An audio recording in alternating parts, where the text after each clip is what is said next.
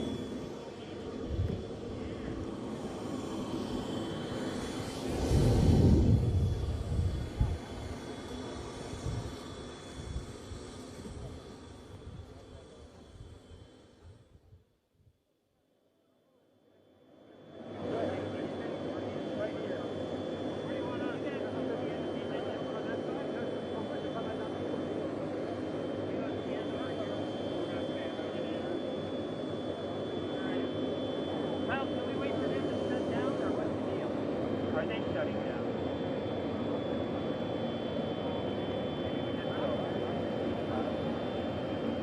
Well, I don't know what they're doing. I have no idea what they're doing.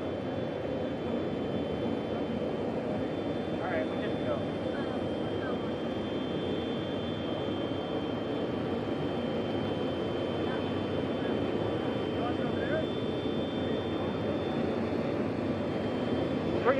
Shane, we're going to introduce you.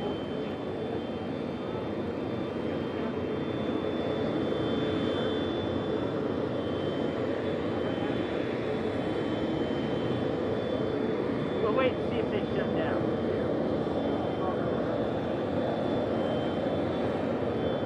We could have lost it today, even though there's no way they could stand. We could have lost it to the SpaceX.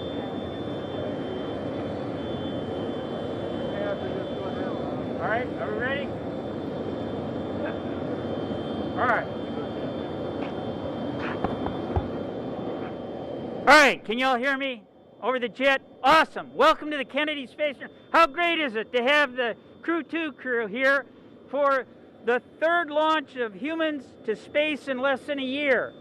I mean, what an exciting time for our nation's human spaceflight program. Put these guys in that Crew Dragon on a Falcon 9. And this is really cool. The Crew Dragon that they are flying on is the same one that flew Bob and Doug. So Megan gets to fly on the same vehicle that Bob flew on last May. And this rocket that they're riding on, the Falcon 9, it's the same Falcon 9 that took the Crew-1 to orbit that we're going to bring home here at the end of the month. So just absolutely an amazing time. Guys, it's great to have you here. It must be getting real, huh? Getting ready to launch. All right, with that, it's my pleasure to introduce our acting administrator, Steve Jerzik. Steve? Hey, thank you, Bob. And first, I want to welcome our astronauts, Shane, Megan, Aki, and Thomas. I know they're ready because they told us they were ready at yesterday's flight readiness review. So welcome, guys, gals. And yeah, we're going to do the third crew launch to the ISS this year. Thursday, April 22nd, next Thursday, on NASA and SpaceX's Crew Dragon and Falcon 9.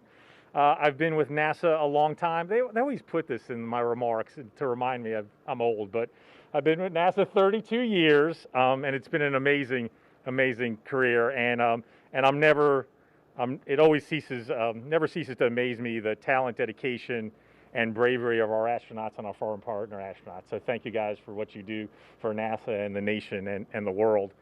I want to thank Bob Cabana and his team at KSC for all the work they're doing on the ground to prepare for next week's launch. I also want to thank Mark Geyer and the team at Johnson Space Center and Jody Singer, the team at Marshall Space Flight Center, for their hard work in getting to flight certification for the Crew-2 launch. A lot of hard work.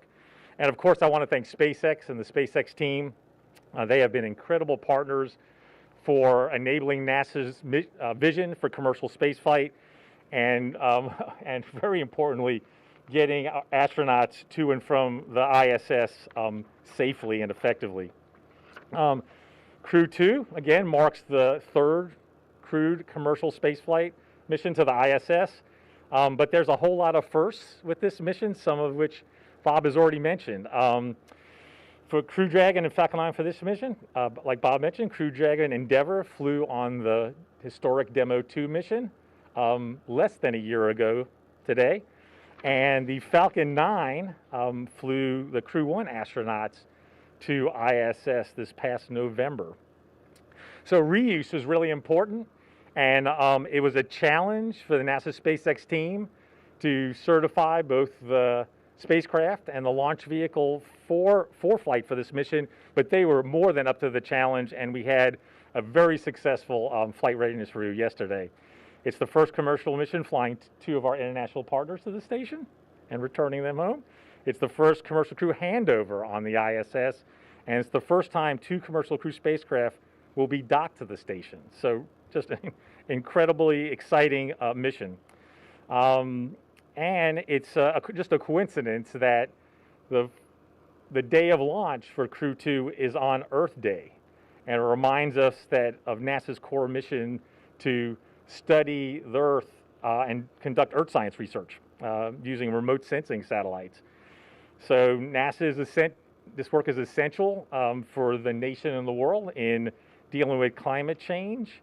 And we also collaborate internationally on just about all our science missions, including our Earth science missions. So it's not only an effort in the U.S. but across the globe. We use the unique vantage point of space to study the Earth from the oceans to the atmospheres, and really try to study and model the Earth as a system, and try to determine how the planet is evolving, including climate change. And then ISS plays a unique role because of the orbit that it's in. Most of our Earth orbiting satellites are down-looking and are in an orbit over the poles, and we can image the Earth and oceans as the Earth rotates under the satellite. ISS is in an inclined orbit. So for some remote sensing instruments and observations, that ISS provides a unique platform to get those measurements and to do Earth science research. So it's becoming more and more a part of the ISS mission. And of course, commercial crews enabling NASA to have crew members on the International Space Station, not only to maintain and do those Earth observations, but also do the critical research and technology development for our commercial partners, and to enable our Artemis missions, our crewed missions to the moon, and eventually our human mission to Mars. So I'm proud today to be joined by representatives from JAXA and ESA, two agencies that have contributed to much of our exploration of space. So I want a thank you to Junichi Sakai, manager of the ISS program at JAXA, and Frank Davina, manager of the ISS program at ESA. And now I'd like to hand it over to Frank. Thank you very much, Steve. Good afternoon, everybody. I would like to start by saying that, of course, ESA is very happy and very grateful that we can stay here and see that Thomas will be our first ESA astronaut to fly on the US commercial crew vehicle. I would like to thank all the partners that made this possible, NASA, of course, but also SpaceX and all the other partners from the International Space Station. Because this is, of course, only possible when we all continue to work together.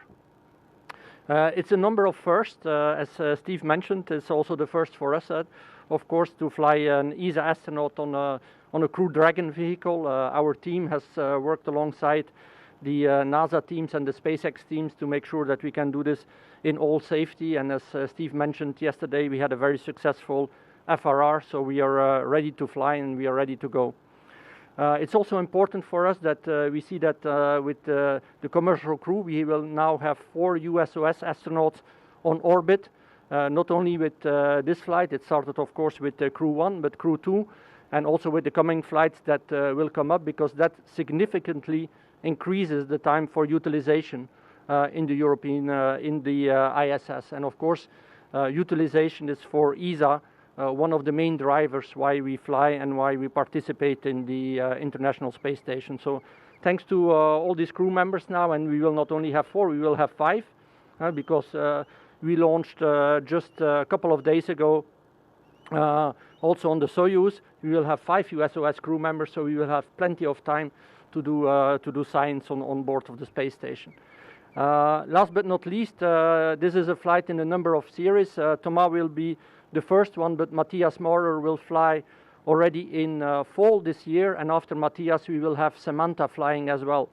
So for the first time, 3 flights in a row for a year and a half, we will have European astronauts on board of the International Space Station. So that also shows that ESA is growing and is continuing to invest more in exploration and in human spaceflight, which is great alongside with our other partners. We will also see the MLM launch during this flight with our Russian colleagues, and on board of that we will have the European robotic arm, something that we have been looking very much forward for to have on orbit, and Thomas will also be involved in the first checkouts of the European robotic arm, Thomas, so great for that. And so last but not least, at the end of the mission, Thomas will be the commander to receive also Matthias, and that's for Europe is a big sign that we will have a European commander together with 2 European astronauts on the International Space Station. So once again, folks, congratulations. I see that you're ready. I see that you're happy to fly. I was there many years ago in your position. I would prefer to be in your position than standing here, to be very honest, but I know that Thomas never wants that, so unfortunately. So Godspeed, guys, and Megan, all the best, and see you on orbit. Thank you very much. And I would like to pass the word now to Mr. Sakai from the ISS program manager from JAXA.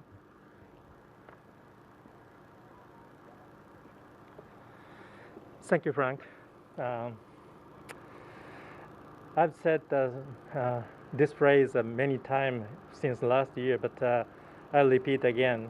On behalf of JAXA, I would like to sincerely express our appreciation to NASA leadership, SpaceX, and all the colleagues who worked so hard for Crew-2 launch operations, launch preparations, and continuing ISS operation under such tough COVID-19 situations. It is a great honor for all the Japanese people, including me, the Japanese astronaut board forefront commercial spacecraft of Crew Dragon twice in a row with international partners. I do believe that the close relationship and partnership between international partners, especially NASA, has brought this for the space cooperation for a long time. While the Tokyo Olympic and Paralympic is being held on the ground, maybe.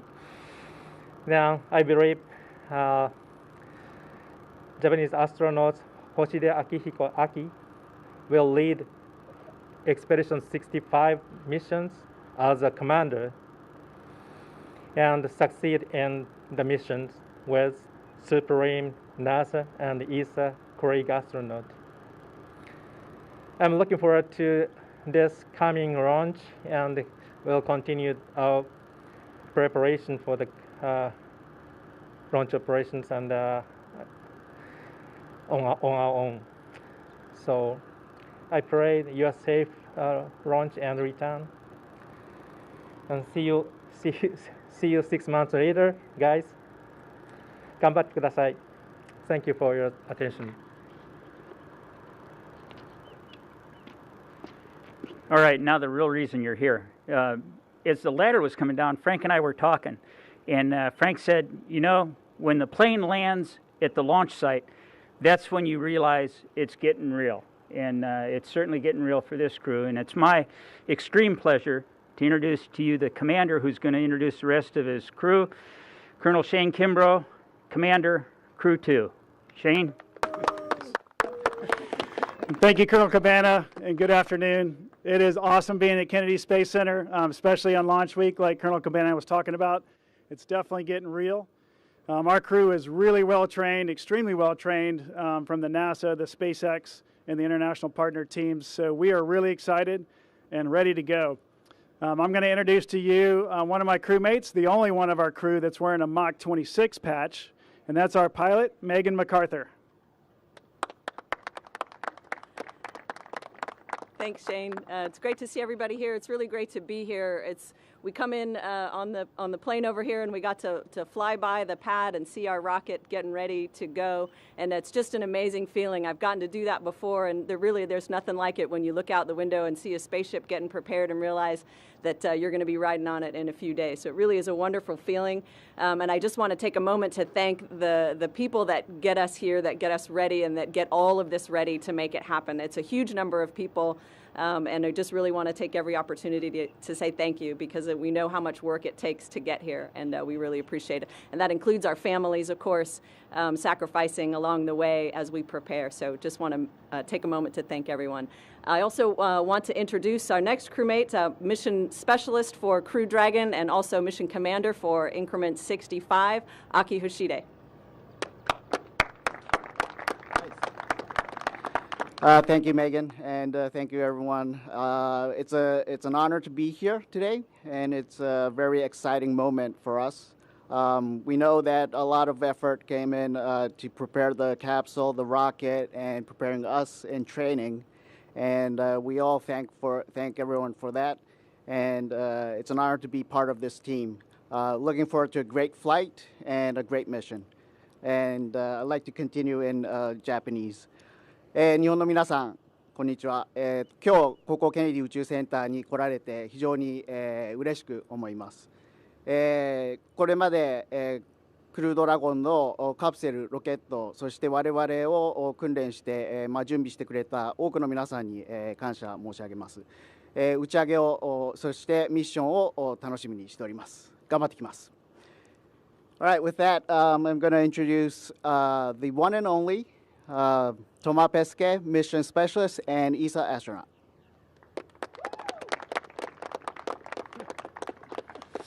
All right, so like it's been said before, every day there's a major milestone that's happening that's bringing us closer to flight, and it feels more real. But it doesn't just happen like this. It takes a lot of hard work, and NASA and the partners make it seem routine, but it's not. We know it's not. We know there's a lot of work that goes into it, so we'd like to thank all those people involved. We take them in our hearts, and we'll bring a bit of them together with us on the space station. I want to say a few words in French as well, if you allow me. Aujourd'hui, c'est le premier jour où nous arrivons ici à Cap Canaveral. On est prêt, l'équipage est prêt, côté véhicule, tout est prêt. Je voudrais prendre vraiment une minute pour remercier tous les gens, que ce soit ici à la NASA, ailleurs, chez nous, en Europe, partout dans tous les pays membres de l'Agence spatiale européenne, au Japon, en Russie, qui ont travaillé sur ce programme et c'est la somme de leur travail qui nous permet à nous d'aller dans l'espace, donc on les emmènera un peu avec nous.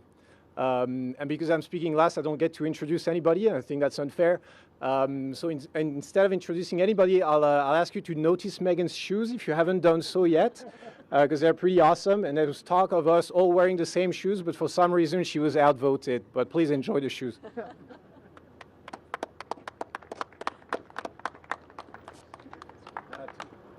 Okay, hey, I'm Kyle Herring with NASA Public Affairs here at the Kennedy Space Center. We only have about 10 minutes with this crew.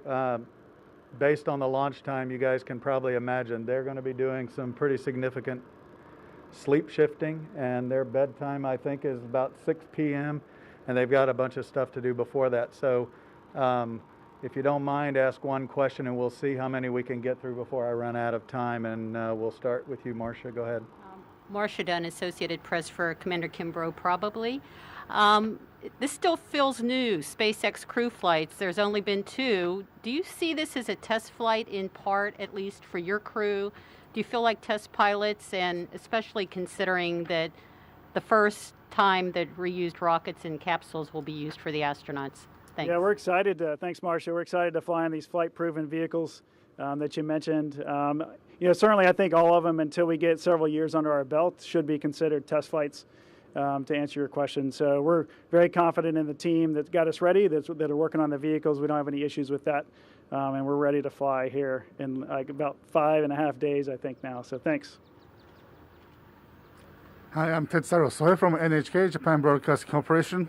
And this question is for Akihiko Hoshide. And allow me to ask a question in Japanese.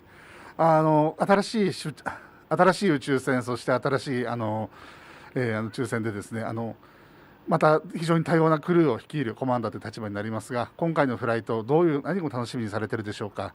それと予定通り行けばですね、オリンピックを宇宙から見ることになるかと思うんですけれども、それについて今どんなふうなお気持ちでいらっしゃるかお知らせください。はい、ありがとうございます。そうですね、多国籍のクルーを率いる形になりますけれども、皆さん非常に訓練もしっかりされていて、経験豊富なクルーに恵まれたと思っています。なのでコマンダーとしてはですね、しっかりチームをまとめて、地上のチームと一体となってスクラムを組んでですね、ミッションに臨みたいというふうに思っております。それからオリンピック・パラリンピックの期間に軌道上にいるということなので、軌道上からすべてのアスリートに声援を送り、そして軌道上では軌道上でオリンピックをしたいというふうに思っております。Do you mind repeat that in English? In English? Okay. Let's see. What was that? So I'm very fortunate to have a very experienced crew members on board the space station when I'm the commander of the Increment 65. And it's going to be a lot of fun. We're going to have a great mission, I'm sure about that. And in terms of Olympics and the Special Olympics, we'll be up there during that time frame. So we'll enjoy and root for every single athlete that competes in that. And we'll have our own Olympics on board. Thank you. Hi, Stephen Clark from Spaceflight Now. My question is for Megan McArthur. This will be your first trip to the International Space Station, your first flight in over a decade, and a new type of rocket, a new type of spacecraft. What about all that excites you most, and what are you most looking forward to? Well, the whole thing, of course, is exciting. Getting to fly on a new vehicle, getting to stay in space long duration is something obviously completely new for me. I think it's going to be like the difference between visiting a country for a business trip and then maybe moving there, longer term. So I'm looking forward to seeing what those differences are.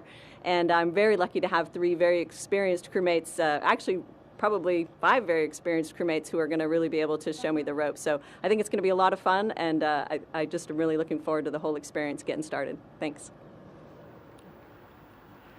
Matt Trezza, Fox 35 News Orlando. We have an international crew here right now. The planet is dealing with a global pandemic. What's it been like preparing and training for this mission under these circumstances, under these conditions, and has it played into your training at all? Hey, thanks for the question. It's definitely played into our training, as you might imagine. It's really a testament to the training teams at all the centers around the world that have adapted and been able to train us. Even just getting travel between the different countries has been a challenge, but it's all worked out. And we've been very blessed to I've spent a lot of time with these folks behind me, and we've gotten to be really, really good friends, which is only going to play out further on the space station. And that's really only because of the pandemic. So there's some silver linings, believe it or not, to it. And we saw that through our training. So the training didn't miss a beat. Honestly, we had to make some adjustments, but the teams did a fabulous job getting us ready to go. Hi, Irene Klotz with Aviation Week in Space Technology for Shane. If plans hold, you're going to be on board when SpaceX flies a private mission. Did you have any special training to accommodate not just 1 but 4 guests? And do you have any concerns about that many non-professional astronauts being on the station so early in the program? Thanks. Yeah, we didn't get any special training. Of course, we know that Inspiration 4 missions is really exciting, and it's going to come up hopefully in the fall. If we're lucky, we'll get a chance to see it, but if not, then Crew 3 will get the pleasure of seeing them on board. Hello, Loïc Delamornay. I'm a reporter from the French National TV. May I ask a question in French to Thomas for the European media? Thomas, est-ce que vous pourriez nous donner votre état d'esprit de partir de cet endroit historique, symbolique, Cap Kennedy? J'imagine qu'enfant, comme beaucoup d'entre nous, vous y avez rêvé, et puis de nous parler de cette nouvelle ère. Vous êtes le premier astronaute européen à partir dans un vaisseau privé. Qu'est-ce que ça représente, cette nouvelle ère, ce nouvel accès à l'espace privé pour tous les astronautes, et notamment les astronautes européens? Ouais, je pense d'abord que effectivement cet endroit c'est un petit peu magique. Pour moi, ça fait un peu plus de 10 ans que je suis astronaute, donc maintenant, même si je suis encore le plus jeune de l'ESA, mais ça va pas durer parce qu'on a une sélection qui arrive cette année, je suis quand même un vétéran, et pourtant je n'étais jamais vraiment venu ici, et du coup je découvre un peu tout, donc c'est quand même super enthousiasmant pour moi après 10 ans de carrière de recommencer un petit peu à zéro, et j'ai l'impression d'être comme un gamin et de découvrir toutes les installations et les gens qui ont fait vivre le programme de la navette spatiale, les programmes qui l'ont précédé, et puis qu'on continuait à maintenir la base pendant ces années où on n'avait plus de départ depuis ici. Je pense que c'est important d'avoir plusieurs moyens d'accès à la station spatiale, ça c'est certain. Pourquoi? Parce qu'on n'est jamais à l'abri d'un problème technique, c'est difficile d'envoyer des gens dans l'espace. On arrive à faire marcher ça quasiment tous les jours, mais c'est quand même un petit miracle. Donc c'est important d'avoir une redondance et d'avoir, si jamais ça devait se passer mal d'un côté, pour la route de l'Est, celle du Soyouz que j'ai empruntée la dernière fois, d'avoir une route à l'Ouest pour rejoindre la station. Ça, c'est important. Ce que ça veut dire aussi, c'est que maintenant, c'est une nouvelle époque, comme vous l'avez dit, pour les vols habités. On n'a jamais eu autant de véhicules qu'en ce moment, parce qu'on en a 3 ou 4 aux États-Unis, chez nos collègues chinois, chez les Russes, les Indiens ont leur programme. Il y a beaucoup de nations qui veulent aller dans l'espace. On veut aller plus loin, on veut dépasser l'orbite basse terrestre. Donc moi je pense que c'est l'âge d'or des vols habités qu'on vit en ce moment. Les gens ne se rendent pas compte, on regarde beaucoup en arrière pour les années 60 et les missions vers la Lune, mais dans quelques années on aura fait quelque chose d'encore plus ambitieux. Dans la position où je me trouve moi, c'est évidemment super enthousiasmant, mais j'espère que ça l'est aussi pour tout le monde, parce que cette aventure, on n'essaie pas de la vivre égoïstement, mais on essaie vraiment de la partager, et notamment parce que ce qu'on fait dans l'espace, on espère, on pense que ça sert à tous. Donc voilà, moi je vous engage à suivre ça, et en tout cas on va faire de notre mieux pour le partager. Thomas, is there a short English translation to that? Very short English is I'm excited to be here at KSC because I haven't been here before. I've been an astronaut for more than 10 years, so kind of a veteran, and yet I'm discovering everything here. This is all new to me, the place and the people who've made the space shuttle program go. So I'm very honored to be in that position. And the rest of the question was about a new era of human spaceflight with private-public partnership. And I think we're living in the golden age of human spaceflight. There's never been that many ways to go into space.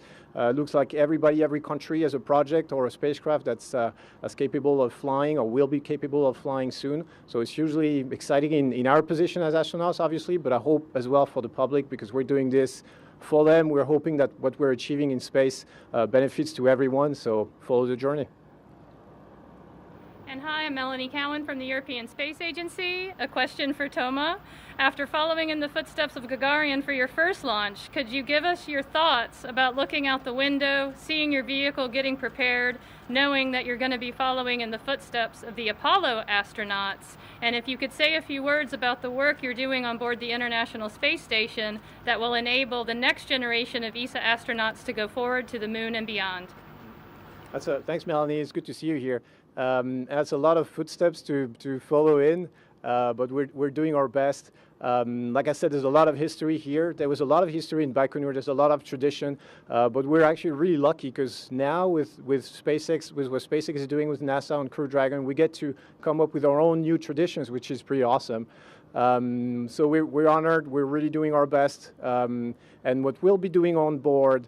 Actually, on board the space station is 232 experiments, I think, for increment 65, which is unbelievable. It feels like every week we're just topping the record of science that we've done before. There's 40 coming from ESA, 12 run by CNES directly. And I think that's what all this research that we're constantly feeding on the to the space station is what enables us to keep going as a research agency for ESA. So we have all those goals for the mission. There's operational goals, research goals, very packed schedule. We'll try to do our best and then hand over at least the European part to Matthias Maurer, my colleague from Germany, at the end of the mission. And then he will himself, if everything goes according to plan, hand it over to Samantha. And we, like Frank said, we plan to be a reliable partner for the years to come and for what's coming after ISS, and that's the Artemis program. So we're trying to lay the foundations for this, and it starts from doing a good job on board the ISS. Thank you. Okay, that's all the time we have for questions. We are going to set up for a photo op before these folks get out of here, but I do want to let you know the mission is, obviously you've heard, is scheduled for next Thursday morning, early, 6:11 and 46 seconds. Don't be late for that launch. It's an instantaneous launch window, so we don't have a lengthy launch window, so don't be late for that. I'm going to let us end our program and turn it back over to the Acting Administrator, Steve Jerzyk. Hey, thank you. Just a couple of things in closing. First, Kate Rubins and her Russian colleagues are returning to Earth tonight, undocked tonight and returning on their Soyuz. So I wanted to recognize that. Before we launch, we have an undock and landing. Also, later today, we have an important announcement relative to the Human Landing System, HLS. So we'll be doing a press teleconference at 4 o'clock today. So hopefully you can join us for that. And then with that, glad to see you here. We are ready. I know you're ready. So go Dragon, go Falcon 9, go Crew 2. Thank you, everybody.